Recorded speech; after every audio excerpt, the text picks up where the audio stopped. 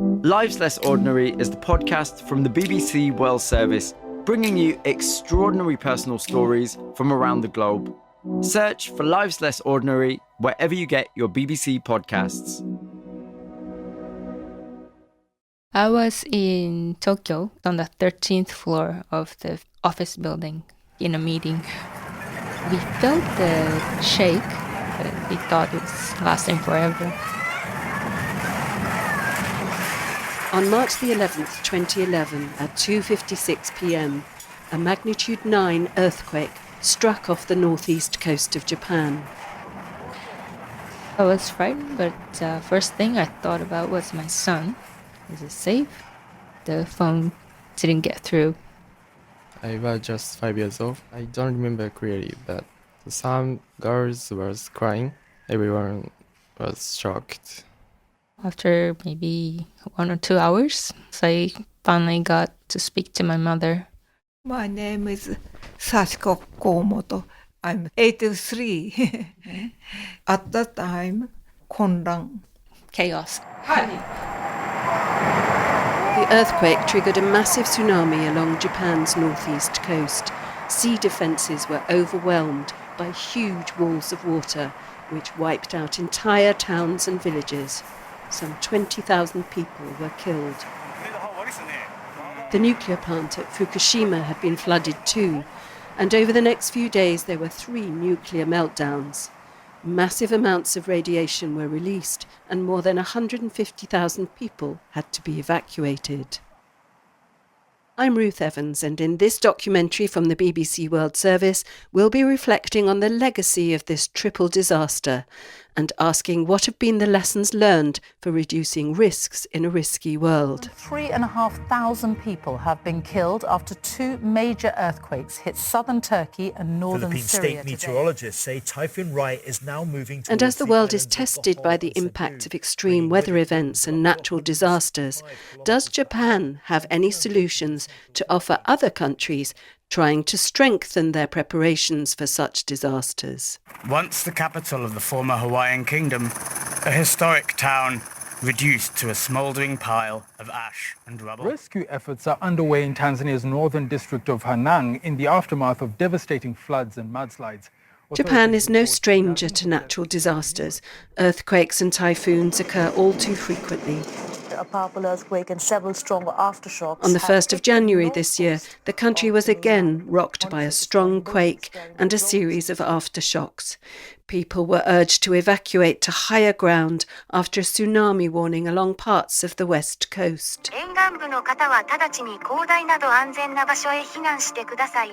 But the triple disaster of 2011 surpassed anything in recent memory. It's also been a catalyst for change. There's a determination to learn lessons from what happened and to share that knowledge. We can provide our knowledge and a very practical information and then solutions based on that many kinds of experience responding to that natural disasters around the globe.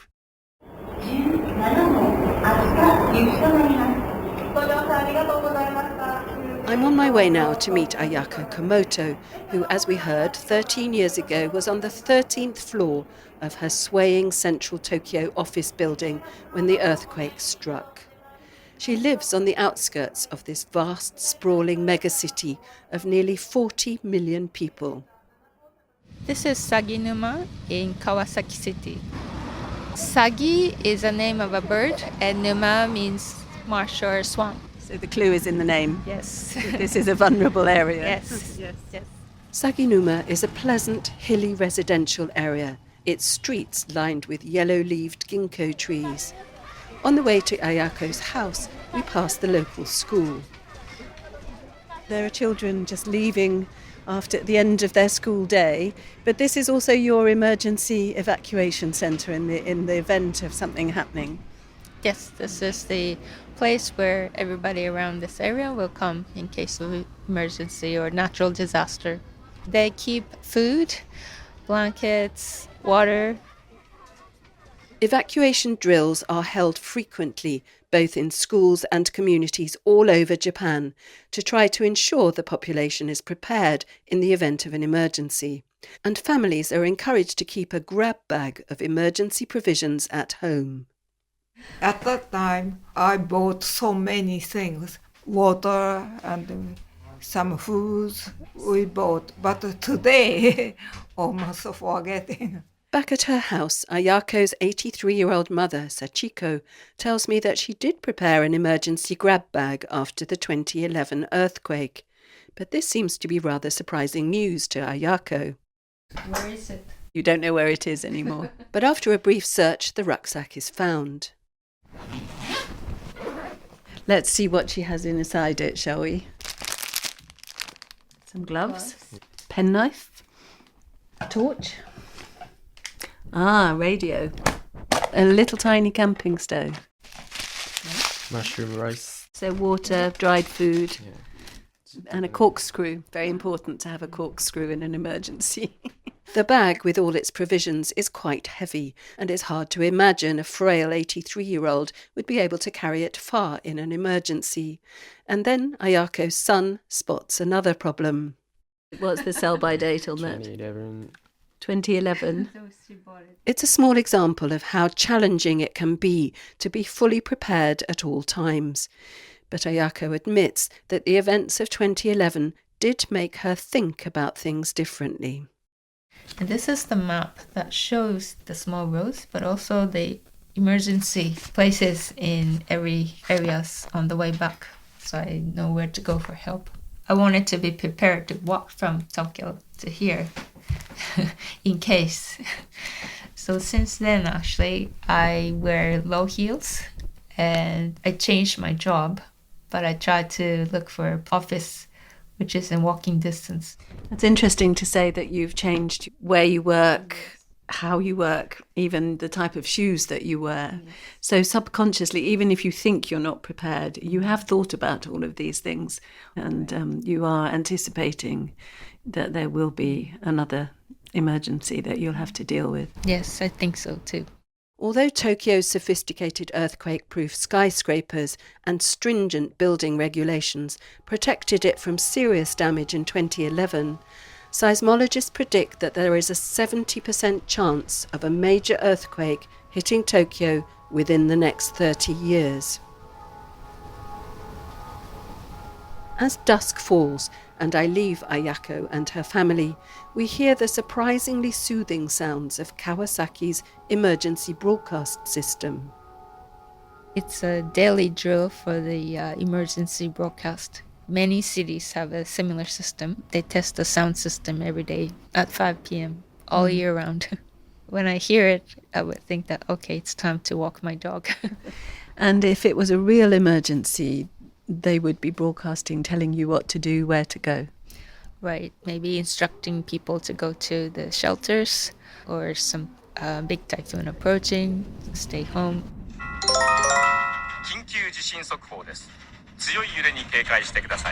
Emergency announcements like this one are also broadcast on TV and radio.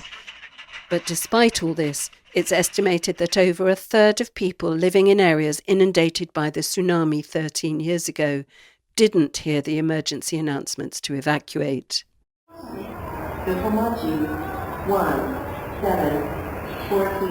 We're heading to Sendai now, a couple of hours north of Tokyo, on the Shinkansen, or bullet train.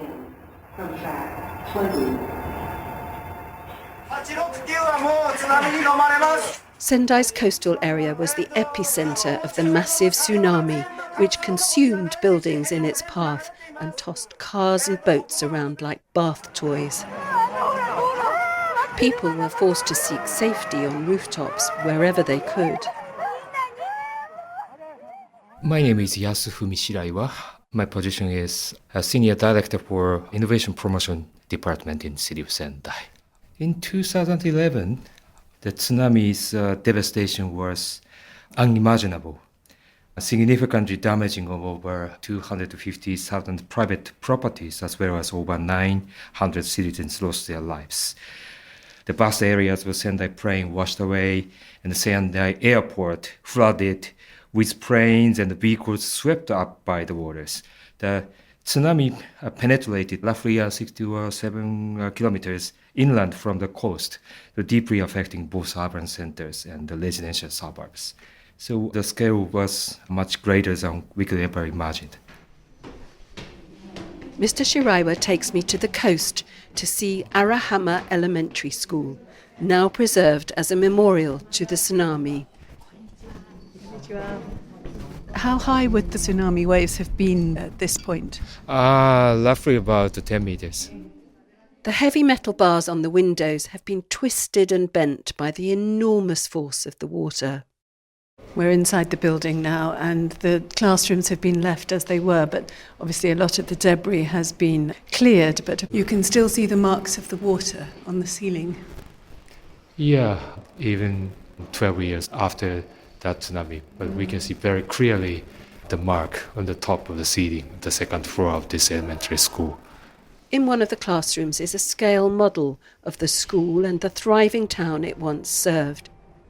So according to that model, from here, as far as we can see towards the sea, there would have been houses here. Yes, we can see that after the tsunami, most of the building has swept away and the people are required to relocate from here. Now they are living their new life more inland area. According to the US Geological Survey, the earthquake moved Japan's main island of Honshu eastward by almost 2.5 meters. Recovering from such a disaster has been a long, painful and expensive process. So what, I asked Mr. Shiraiwa, have been the main lessons learned? Firstly, we must always be prepared for the unexpected. The scale of that disaster surpassed anything we had planned for. The second lesson was while we can't stop natural disasters, so we can decrease their impact through proactive investment. For example, Sendai City had been earthquake-proofed before the disaster, but we've also learned that we lacked sufficient measures against a tsunami of such magnitude. So we have to prepare for how to mitigate the impact of the tsunami in the future. So the last lesson is the road to recovery after disaster is a very, very long road. So leveraging technology is essential as it supports and enhances human efforts through each phase of a disaster management. And in a big change since 2011, there's been an increased use of mobile phones and apps, warning people of tremors and possible tsunamis and telling them what to do in an emergency. Technology can help, he says, but it also has limitations. Right after the natural disaster happened, we cannot expect, for example, a telecommunication infrastructure would be working well. No one can access to the cell phone network as well as the internet. So many people have not received information right after the disaster, even if they have a smartphone. Traditional methods of emergency announcements also proved tragically inadequate in 2011, he says. 2 city employees calling for evacuation with official vehicles. They were swept away by waves and lost their lives. As a result, Sendai City has spent a lot of time and effort since 2011 trying to strengthen its early warning and evacuation strategy so that announcements can be delivered rapidly and safely, especially in more remote areas. In 2011, terrified workers sought refuge on this windy roof of Sendai's water treatment plant by the sea as 10-metre waves destroyed everything around them. Today, the facility has been rebuilt, and 2 metal boxes on the roof house Sendai's newest defences, drones. Once the tsunami warning issued, the 2 drones automatically fly from this drone box station and fly to make announcement for the people to evacuate immediately. One drone will be fly from here to west and another drone will fly from here to the east. This fully automated drone system, introduced about a year ago, is unique, says Mr. Shiraiwa. The drones are triggered automatically by Japan's sophisticated seismological alert systems, and cameras transmit pictures to the disaster response headquarters 10 kilometres away in the city centre. You're listening to Reducing Risks in a Risky World from the BBC World Service.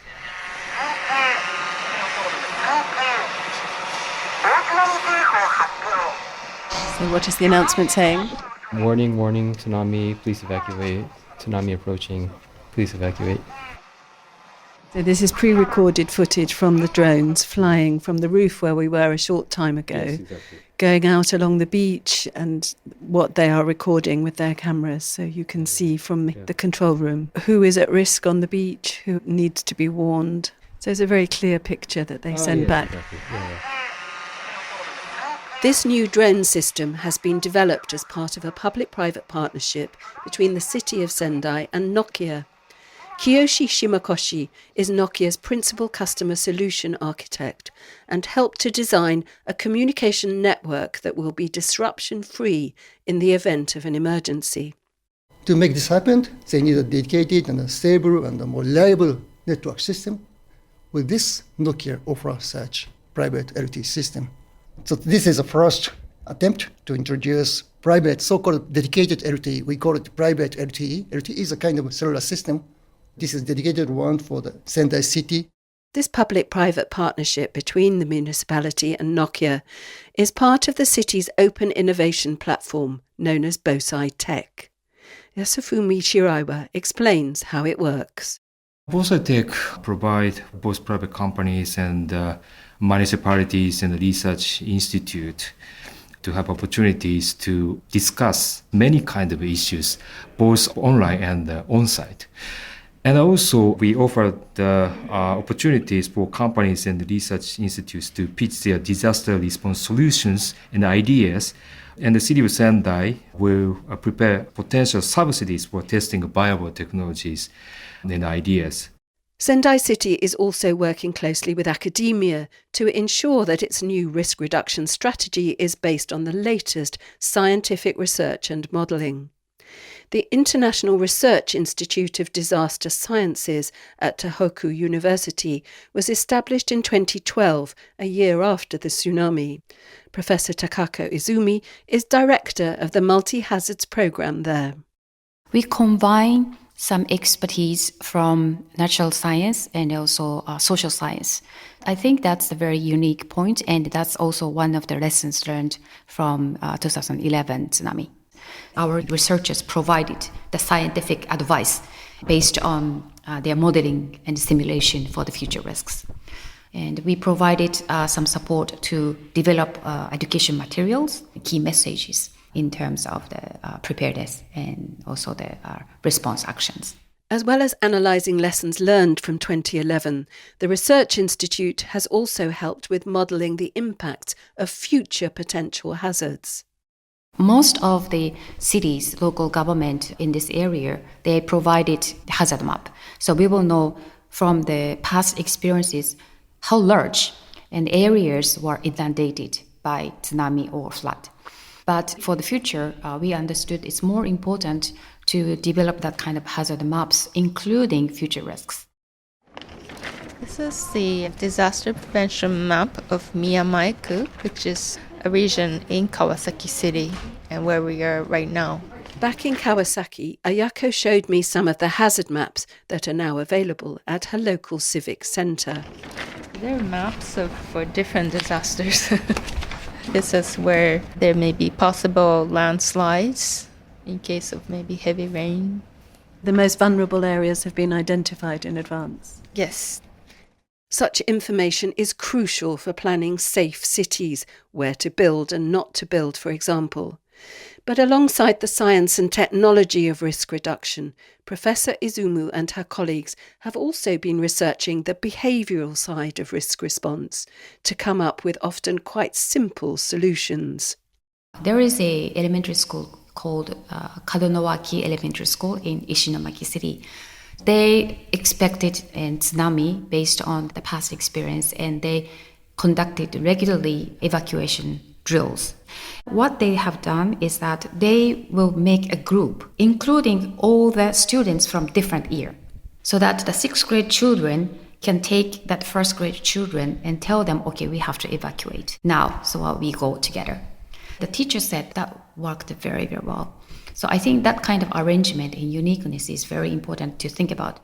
Another effective strategy is using volunteers to share their first-hand experience of the tsunami. For example, women often visited elementary school. Then they will share their experiences to children. So those kind of voluntarily activities is a very, very important and also the strength from this region.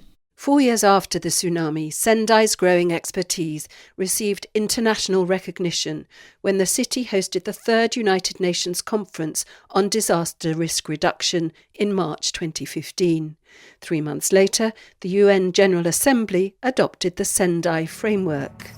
The Sendai Framework is a call to action over the next 15 years to make the world a safer place and to reduce the risk of man-made and natural hazards. We really hope we can work together internationally to improve and achieve those priority of actions and goals as well. Japan is now increasingly focusing on disaster risk reduction in its official development aid. My name is Yukinari Hosokawa. I'm Deputy Director General for Disaster Risk Reduction, Japan International Cooperation Agency, JICA. How would you say that overseas development assistance has changed since the great earthquake of 2011? It was a catastrophic event, but it was also a catalyst for change, I believe. In the viewpoint of JICA, we have to reflect the lessons learned from the Great East Japan earthquake and tsunami in our international cooperation in the disaster risk reduction field. For example, pre-disaster investment for disaster risk reduction. Currently, it's estimated that 96% of the world's official development assistance allocated to disasters is for post-disaster response and recovery. Only 4% is allocated to disaster risk reduction and prevention, such as establishing early warning systems and flood control systems. Quezon Province brought to its knees by Typhoon Ulysses. In the Philippines, for example, Japan's technical and financial assistance to the government has helped to protect the capital Manila from frequent flooding resulting from typhoons. Without such intervention, says Mr. Hosokawa, the damage from Typhoon Ulysses in 2020 could have been so much worse. According to us simulations, the government of the Philippines could reduce the economic loss around 85% in the Typhoon Ulysses in 2020. Organisations like the World Bank are now also supporting the strategy of sharing disaster management reduction solutions globally. After the Sendai Framework was adopted, the World Bank set up a disasters management hub in Tokyo in partnership with the government of Japan, with the aim of sharing knowledge about disaster risk reduction. My name is Keiko Saito. I am a Senior Disaster Risk Management Specialist based here at the Tokyo Disaster Risk Management Hub. We are a lending institution, that is one of our core functions, but at the same time we are very much a knowledge bank where we do share knowledge with our client countries so that we could support them in their development agenda and to be able to transfer knowledge where it's really needed on the ground. The Hub currently funds 260 technical assistance grants in more than 100 countries. It also facilitates what it calls knowledge exchange activities, connecting Japanese and global expertise and best practices in disaster risk management with developing countries. One of the key lessons from the 2011 earthquake and tsunami event was that infrastructure alone cannot protect people. You have to have the other side of the equation, which is more the soft interventions.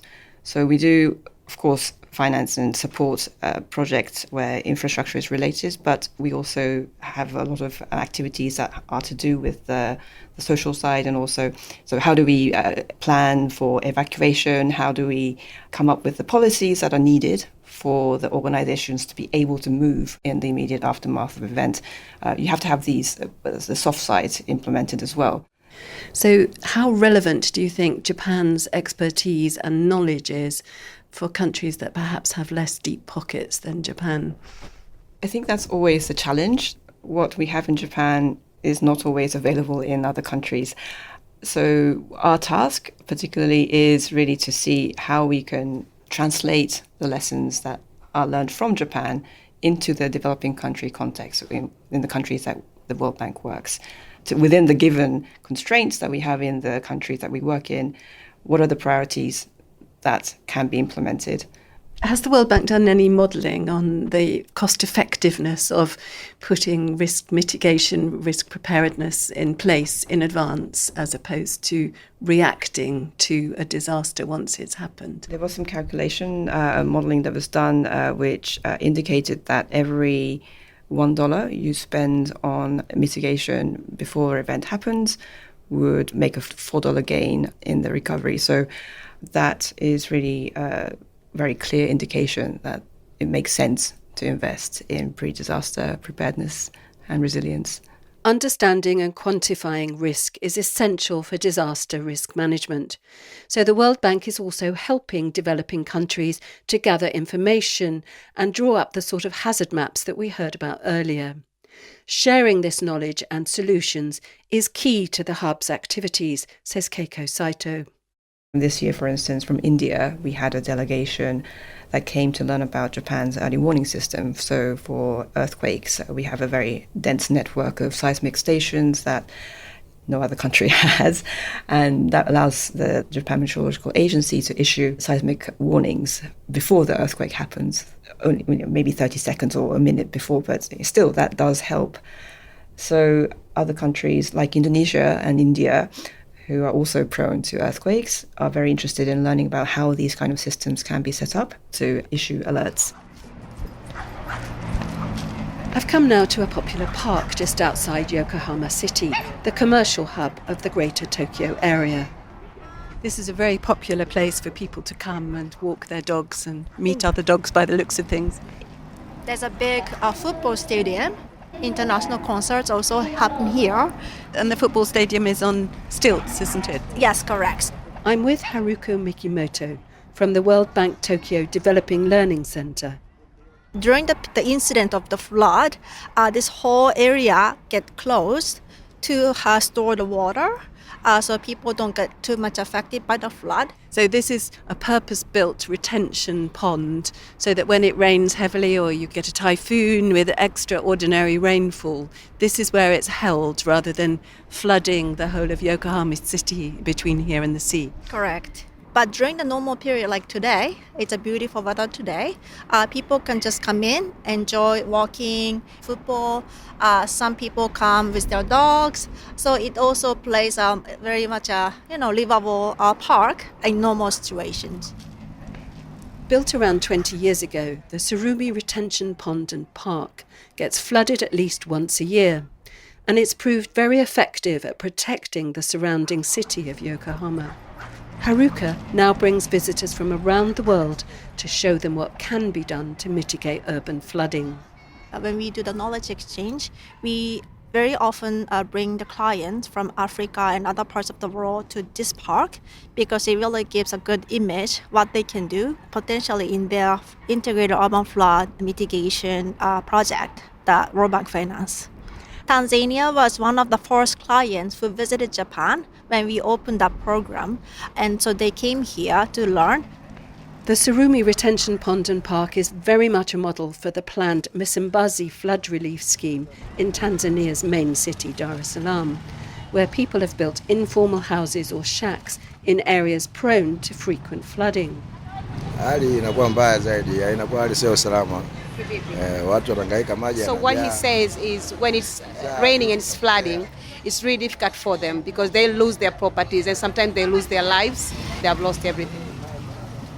My name is Humphrey Kanyenye. I'm the coordinator of the World Bank programs and the President's office. The plan, says Humphrey, is to rehouse the people living here and turn the area into a multi-purpose flood retention area to protect the city during heavy rains. So we want to redevelop this area to come back to a park that will be used by the people in the city. Delegations from Tanzania have visited Japan several times to learn about how Tsurumi was developed and managed, says Haruka. Of course, there are some differences in the context, such as informality. There's different sorts of reasons why it gets flooded. But eventually, how they want to make use of the land and how they want to keep it open for the citizens, the objectives are very much similar. As climate change risks intensify, there will be growing need for such knowledge and solutions around the world, says Professor Takako Izumi from Sendai's Research Institute of Disaster Science. Japan, too, will need to up its game. Of course, the biggest impact of climate change is flood or typhoon and climate-related disasters. And in Japan, we face so many changes lately. For example, the scale and intensity and frequency of floods, and also the cyclone is increasing every year, and also the temperature, not only in Japan but of course worldwide. We experienced probably the hottest summer this year, even in this Tohoku region. We experienced very, very hot weather. So not only in earthquake and tsunami, but now we really have to consider the reduction and prevention and also the preparedness towards water-related flood and cyclone. And we really need to enhance, again, the early warning system and also the hazard mapping and disaster education in the future. Because of these increased risks from climate change, Yasufumi Shiraiwa, Sendai's Director for Innovation Promotion, knows he's not going to be out of a job anytime soon. Risk reduction, he says, is an ongoing process that needs to be adjusted and sustained over time. Personally, I've always tried to be positive for the future. Because in reality, we cannot stop any natural disasters because we have to always respond for any kind of natural disaster on this planet. But what we can do is we can prepare the kinds of measures to respond quickly and save our lives and save our assets and infrastructures. And we can improve efficiency and effectiveness of our recovery and reconstruction efforts. We can be more resilient. That resilience was severely tested by the 1st of January earthquake and the tsunami warnings that followed. But experts believe the death toll could have been so much higher without the disaster preparedness improvements that have been implemented since 2011. Many of those lessons learned after 2011 informed the response to the New Year's Day earthquake, and the city of Sendai is now supporting recovery efforts on the west coast. Professor Takako Izumi believes it's vital to keep sharing those lessons and solutions that were so painfully learned. It's very important to pass on the experiences and messages to the next generation. We always talk about how we can still keep those memories and how we can make the best use of those experiences for disaster risk reduction. Professor Takako Izumi ending this documentary from the BBC World Service, which was presented and produced by me, Ruth Evans. Suddenly my quilt is ripped off me and then my room is full of white men and I thought, I'm done for. These are fascists. They found where I live. Lives Less Ordinary is the podcast from the BBC World Service, bringing you extraordinary personal stories from around the globe. Betrayal. It runs through my life and runs through my story. I was just all alone in this vast, broken system. I never gave up my dream. Search for Lives Less Ordinary wherever you get your BBC podcasts.